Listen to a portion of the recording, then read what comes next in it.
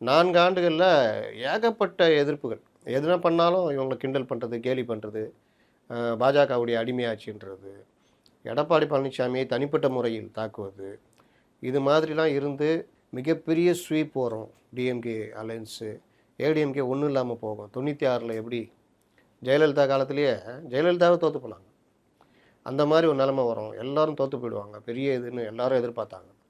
ஆனால் 2019 எலெக்ஷனை விட 20 சில்லற 22, 23% இருந்தாங்க.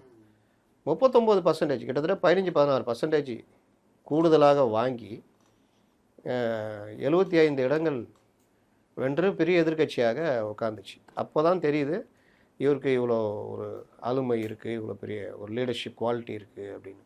4 வருஷம் ஆட்சி ஏதோ கையில் கிடச்சிது, இவர் கையில் சும்மா கொடுத்துட்டாங்க. அப்படி இல்லை.